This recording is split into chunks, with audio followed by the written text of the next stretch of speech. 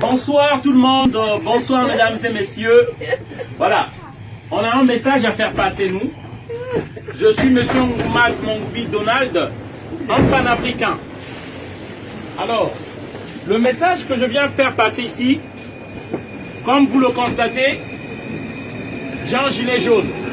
J'oubliais aussi de dire que je suis membre d'un parti politique en France ici, la DER, la démocratie représentative. Alors, le message que j'aimerais faire passer ici, c'est par rapport au gilet jaune. C'est bien beau, et je comprends que les Français se plaignent qu'il y a trop de taxes. Je peux encore comprendre les taxes, tout ce qu'on nous met là aujourd'hui, c'est comme si on peut pas épargner, on peut plus épargner de l'argent. Tout est taxé. Et surtout, je viens intervenir parce que les gilets jaunes se plaignent surtout pour la taxe qu'on a mise sur le carburant. Mais j'aimerais juste faire savoir, c'est bien beau qu'on se plaigne pour le carburant, mais vous devez savoir que la France n'a pas de puits de pétrole. Il n'y a pas de puits de pétrole ici en France. Le carburant que vous avez, pour lequel vous vous plaignez, c'est pour qu'on tue encore des Africains. C'est le Gabon qui fournit le carburant qui est en France. C'est le Congo, Brazzaville, d'où je viens. C'est pour ce carburant-là, en 97, Jacques Chirac a donné des armes à un criminel, un psychopathe qu'on appelle Denis Sassou Nguesso, qui a tué des Congolais pour qu'on maintienne ce prix de carburant-là. En fait, le message que je veux faire passer, je ne suis pas contre le peuple français. Nous aimons la France qui nous a accueillis. J'ai des papiers, je suis réfugié. Mais seulement vous devez savoir, chers amis, la France que vous croyez, c'est pas cette France-là. C'est pourquoi moi j'aimerais vous informer. De Gaulle a instauré un système. Charles de Gaulle, votre héros, chez nous c'est un génocidaire, un criminel.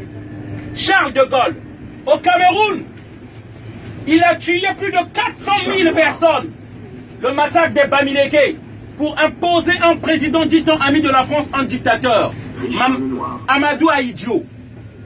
Charles de Gaulle, en 1963, janvier, fait assassiner Sylvanus Olympio, le premier assassinat de la France-Afrique, au Togo. Mitterrand, lorsqu'il arrive, il fait tuer Thomas Sankara au Burkina Faso. Renseignez-vous.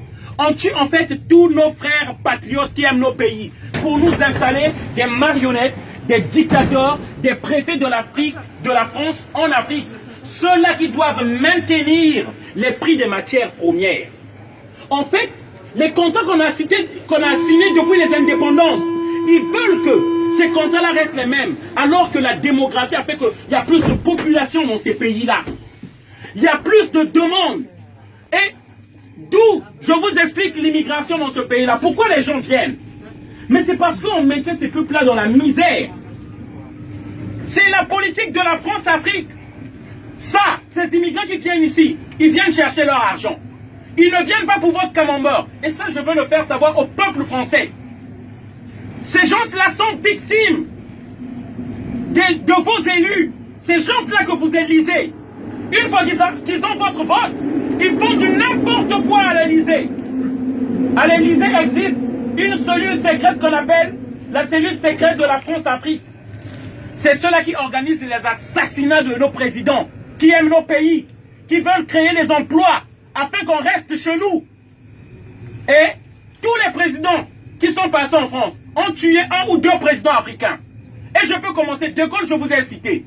Si je prends les Pompidou, les Valéry Giscard d'Estaing, qui a détruit la Libye, Sarkozy, qui a enlevé Laurent Gbagbo qu'on a déporté à la CPI, Sarkozy et François Hollande. C'est ça qui se passe, que le peuple français ne sait pas. À chaque fois que vous mettez du carburant pour lesquels les gilets jaunes sont en train de se plaindre, vous mettez du sang africain dans vos voitures. Lorsque vous prenez le café, en France on ne fabrique pas du café. Le café vient de la Côte d'Ivoire et du Ghana. Et c'est les enfants qu'on voit dans les plantations. Afin que les prix de ces matières premières restent toujours bas. L'uranium, là, le train là fonctionne l'électricité. Il n'y a pas en France. C'est le Niger, l'uranium du Niger. Du Congo. Et lorsque vous voyez le train qui part là, les données qui sont mémorisées là, c'est le coltan, le tantal de la RDC. Et pour ça, on tue. Et on tue en masse.